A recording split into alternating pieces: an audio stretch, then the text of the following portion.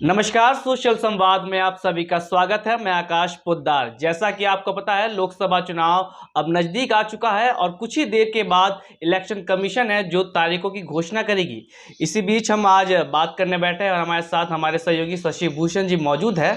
Sir, पहला सवाल रहेगा कि आपको पता है कि झारखंड में लोकसभा चुनाव को लेकर 11 उम्मीदवारों को मतलब भाजपा ने टिकट दे दिया है, लेकिन खबरें ऐसे सामने आ रही है कि कुछ कुछ उम्मीदवार ऐसे हैं जिससे मतलब भाजपा के ही पार्टी के लोग नाखुश हैं।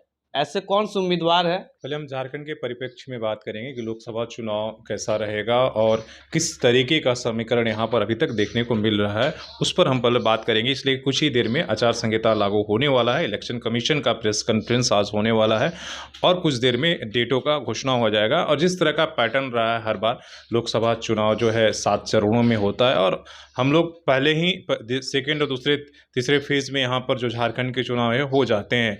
खासकर जहाँ पर कोल्हान के चुनाव है, आप देखेंगे कभी 17 अप्रैल को वोटिंग होता है, कभी 19 आसपास में इस तरीके से पड़ता है। काउंटिंग जाकर 16-17 मई का होता है पूरे देश का। तो हम लोग एक तो पहले चरण या दूसरे तीसरे चरण में आ जाएंगे। अप्रैल में हमारे यहाँ वोटिंग होगा, तो हमारे पास 1 महीने का वक्त बचेगा। इसलिए कि आज 16 तारीख है, अगर 19 या 20 को होता है तो 1 महीने में नॉमिनेशन का समय भी रहेगा और इसी में प्रचार के लिए रहेगा। जैसा कि अब बात करते हैं सीटों पर, तो आप देख रहे हैं कि सबसे पहले बीजेपी ने यहाँ पर ये पहले ही फेज में जब उन्होंने नामों का घोषणा किया तो 11 कैंडिडेट का घोषणा कर दिया है। ज़्यादातर वही पुराने लोग हैं, केवल 1 और 2 छोड़कर हजारीबाग में जैसे उन्होंने कैंडिडेट बदला है और चाईबासा में बदला है, इसलिए कि चाईबासा उनके पास था ही नहीं, तो उन्होंने गीता कोड़ा को अपने साथ लाया है कोल्हान में। तो बाकी सारे कैंडिडेट वही हैं, पुराने लोग हैं। केवल 3 सीटें पर बीजेपी ने घोषणा नहीं की है। गिरिडीह जो आसू के खाते में है, धनबाद और चतरा जहां कहा जा रहा है कि दोनों बीजेपी के जो पुराने सांसद हैं उनका टिकट कट जाएगा और नए चेहरे सामने आएंगे। लेकिन इसमें आप देखिए, कल राजनाथ सिंह गए थे चतरा में और वहाँ पर जो वर्तमान सांसद है सुनील सिंह वो भी थे। जब वो जनसभा कर रहे थे तो बीजेपी के अंदर से ये वहाँ पर उनके खिलाफ नारेबाजी लग रहा था कि इस तरह का सांसद हमें नहीं चाहिए जो सिर्फ चुनाव में आता है, और काफ़ी कुछ वहाँ पर ड्रामा हुआ। तो ये साफ कहा जा सकता है कि एक नाराज़गी है और हो सकता है, लोग मान के चल रहे हैं कि उनका टिकट कट भी जाएगा। धनबाद में आप पीएन सिंह के लिए आपको पता है कि पहले से ही ये चर्चा ये शुरू हो गया था कि भाई उनका एज हो गया और इस बार टिकट नहीं मिलेगा, लेकिन इसके बाद भी वो जोर लगाए हुए हैं। लेकिन अब तीसरी बात ये आ रही है कि जो बिहार के नीतीश कुमार, अब आपको पता है कि एनडीए गठबंधन में आ गए हैं और उनके साथ वहाँ पर सीटों का समझौता बिहार में हो गया है। लेकिन अब वो कह रहे हैं कि झारखंड में भी हमें 1 सीट चाहिए और माना जा रहा है कि चतरा और धनबाद में सबसे ज़्यादा कि वो सीट जो है नीतीश कुमार के खाते में जा सकता है, बीजेपी अगर अपनी कैंडिडेट नहीं है। और वो भी एक चर्चा है कि अगर नीतीश कुमार के खाते में जाता है तो जो जमशेदपुर के निर्दलीय विधायक हैं सरयू राय, हो सकता है कि वहां से वो चुनाव, आज के अखबारों में एक खबर छपी है कि वो जदयू को ज्वाइन कर सकते हैं, इसलिए कि नीतीश कुमार से उनके बहुत अच्छे संबंध है और इसलिए वो धनबाद से चुनाव लड़ सकते हैं। अगर बीजेपी के साथ उनकी ज्वाइनिंग नहीं हुई तो हो सकता है कि बीजेपी जिस तरीके से उनका दबाव है, हो सकता है कि जदयू के जरिए वो उस दबाव को खत्म कर पाए। ये भी एक संभावना है, आप जिस तरीके का समीकरण यहाँ पर बन रहा है। अब हम बात करें जो नाराजगी, आप तो एक चतरा के आपने देखा, दूसरा आप धनबाद की आप वहाँ पर देख रहे हैं। वर्तमान जमशेदपुर में भी कई ग्रामीण, कल आपने देखा कि पोस्टर लगे थे हमारे जो वर्तमान सांसद है इनके खिलाफ कि भाई मोदी तुमसे, जो राजस्थान के तर्ज पर जिस तरीके से था कि मोदी तुमसे बैर नहीं लेकिन वसुंधरा तुम्हारा खैर नहीं, उसी तरीके का यहाँ भी पोस्टर लगाया गया था। कौन लगाया था? कुछ लोगों का कहना था कि बीजेपी के अंदर से ही ये लगाया गया है और बाकी लोगों को बदनाम करने के लिए, कि वही चाहते हैं कि इनका टिकट कट जाए। तो कुछ वैसे लोग हैं जो सांसद को नापसंद कर रहे हैं, वही लोगों ने गांव-गांव में पोस्टर लगवा दिया है बीजेपी के अंदर से ही, किसी ग्रामीणों ने नहीं लगाया है। इस तरह की बातें भी कही जा रही, क्या सच्चाई है वो तो बात की बात है, लेकिन एक माहौल बनाने की कोशिश हो रही है कि भाई देखिए पार्टी के अंदर ही नाराजगी है, लोगों के बीच नाराजगी है, इसलिए कि ये तीसरी बार यहाँ पर सांसद के रूप में खड़े हो रहे हैं।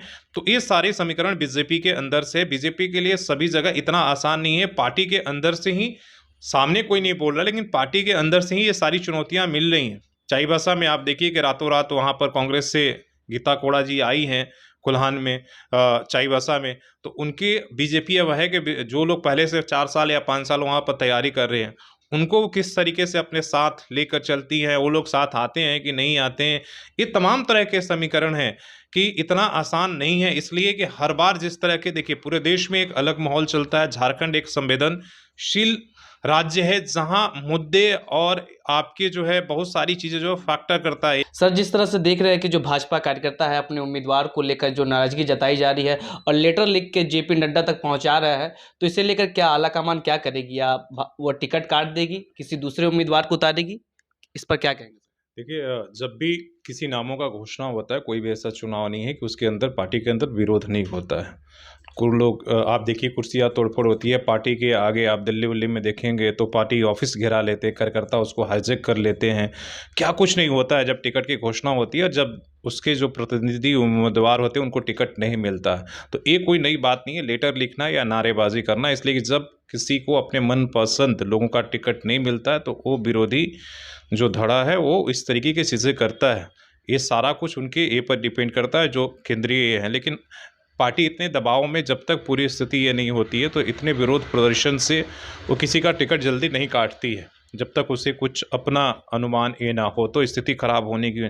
तो ये सारे विरोध चलते रहते, इससे ज़्यादा कोई फर्क नहीं पड़ने वाला और बीजेपी नहीं लगता है कि वो अपना स्टैंड बदलने वाली इन विरोधों से। इसलिए ये सब पहले करना चाहिए था। जब एक बार घोषणा हो गया और फिर से आप जल्दी टिकट फिर बदलेंगे तो उसका बड़ा इम्पैक्ट पड़ता है आपके मोरल पर। तो वो गलती बीजेपी नहीं करने वाली है कि जिनकी टिकट की घोषणा हो गया है उनका काट कर किसी दूसरे को वहाँ पर ये बनाएगी।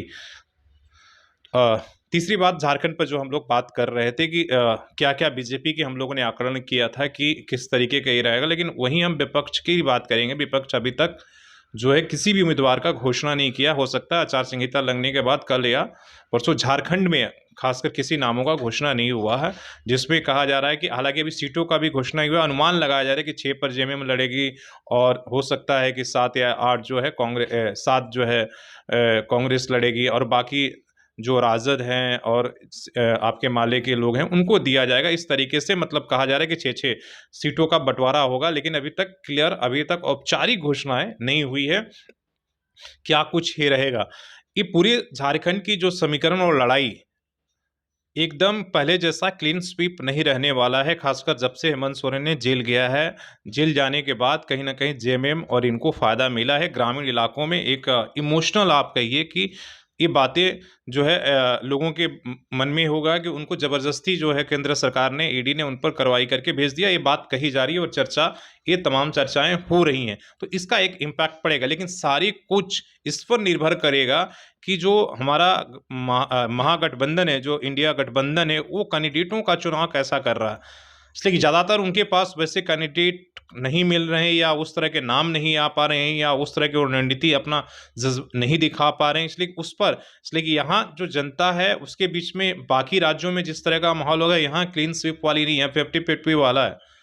यहाँ आपको पहले जैसे 12 सीटें दोनों चुनाव में आए उस तरीके से यहाँ पर नहीं होने वाला है। लेकिन सब कुछ अब उनके ऊपर है कि वो इस लड़ाई को किस तरीके से लड़ रहे हैं। अगर वो लड़ने से पहले ही किसी तरीके से अगर पार्टी ने ही अगर जज्बा नहीं दिखाया तो लोग क्यों दिखाएंगे। इसलिए कि तो पिछले बार भी उन्होंने सबसे बड़ी गलती की थी कैंडिडेटों को चुनाव को लेकर, और लगा ही नहीं कि विपक्ष कहीं से चुनाव लड़ रहा है। सिर्फ चर्चा हर तरफ बीजेपी की हो रही थी और बीजेपी ने इस बार भी देखिए कैंडिडेट पहले उन्होंने घोषणा कर दिया। मतलब उनकी रणनीति काफी आगे चल रही है। मतलब अभी आप देखिए यहाँ ना इन लोगों की बूथ कमेटी की बैठक हो रही है ना, अपना कोई कोऑर्डिनेशन हो रहा है कि कैसे ये लड़ना। अभी तक सब कुछ कैंडिडेट पर ये है। इनके ऑफिस 1 महीने पहले चुनाव प्रचार के खुल गए हैं सभी लोकसभा ए में, तो ये लोग आगे चल रहे हैं। तो ज़्यादा यहाँ पर जनता से ज़्यादा दोषी पार्टियां हैं जो कि वो चुनाव को उस जिस तरह से बीजेपी जिस तरीके से लड़ रही है, लोग लड़ नहीं रहे। झारखंड में मैं बार बार कर रहा हूँ कि सिर्फ कैंडिडेटों पर निर्भर करेगा कि वो किस तरीके का विपक्ष कैंडिडेट बीजेपी उम्मीदवारों को सामने देती है, वो लड़ती है या सिर्फ कोरम पूरा करती है, इस पर निर्भर करेगा। तो सर, ये तो बात रही झारखंड के, मतलब पूरी झारखंड की। तो जमशेदपुर लोकसभा की बात करें तो जहां विद्युत महतो को लगातार सब तीसरी बार टिकट दिया गया है और यह भी खबर सामने आई थी कि जो विधायक सरयू राय है वो भी सांसद का चुनाव लड़ सकते हैं और जेएमएम का यह कहना है कि किसी भाजपा के ही मतलब नेता को हम टिकट देंगे। तो सारे समीकरण को लेकर क्या कहना चाहेंगे? देखिए, ये सारी जो बातें आपने कहा वो सिर्फ सूत्रों और एक तरीके के संदेहों, मतलब इस पर हम संभावनाओं पर ये बातें कर रहे हैं। इस तरह के कोई भी औपचारिक बातें अभी तक नहीं हुई है या विपक्ष उस तरीके की कोई बातें कर रहा है वो अभी आपस में ही एक बातें कही जाती है, फिर दूसरे की तरफ से दूसरी बातें कही जाती है। तो ये सारी बातें मतलब एक तरह से सूत्रों के हवाले, कोई स्पष्टता नहीं है कि कौन यहाँ पर क्या लड़ने वाला है, क्या कुछ होगा। इसलिए इन बातों में ज़्यादा आप ये नहीं कर सकते हैं, ज़्यादा जोर नहीं देने वाले। और मैं बार-बार बोल रहा हूँ कि चुनाव तभी रोचक होगा, अभी तक बीजेपी के पाले इसलिए भारी हैं कि उन्होंने सब कुछ आगे-आगे चल रहे हैं। उनके सामने जब तक आप चुनौती डालेंगे नहीं, कैंडिडेट डालेंगे नहीं, सब कुछ उस पर निर्भर करेगा। तो कैंडिडेट का जब तक आप सही चुनाव नहीं करेंगे, जो शहर और ग्रामीण दोनों क्षेत्रों को आपको ध्यान में रखना है। जितना ग्रामीण क्षेत्र इम्पोर्टेंट है, उतना ही शहरी आबादी, इसलिए कि यहाँ भी शहरी आबादी में भी कम से कम आस-पास 4 सीटों का इम्पैक्ट पड़ता है, जनसंख्या ज़्यादा है। तो आप सिर्फ़ अगर ग्रामीण क्षेत्रों को ध्यान में जिस तरह से जेएमएम करती है कि अपनी किसी ऐसे कैंडिडेट को खड़ा कर देती है, गाँव में तो लोग जानते हैं, शहर में कुछ जानता ही नहीं है, चाहे शहर के वोटर उनसे प्रभावित नहीं होता, वो वोट देने ही नहीं जाता है। तो अगर उस तरह के गलतियाँ अगर विपक्ष करेगी, तो बीजेपी के पलड़ा अभी भी भारी है और आगे भी जाके भारी रहेंगे। उनको किसी तरह का चुनौती ही नहीं होगा, तो सब कुछ कैंडिडेट पर निर्भर करेगा कि आप कैसे उम्मीदवार उनके सामने लाकर डालते हैं। तो अगर लड़ाई लड़ना चाहते हैं, तो आपको इस बात को ध्यान रखना होगा कि आप वैसी कैंडिडेट चुन सकते हैं कि गाँव के साथ-साथ शहरी वोटरों को भी वो विश्वास हासिल कर सके और साध सके। नहीं तो फिर तो लड़ाई आप पे एक तरफ़ा है, आप देख ही रहे हैं।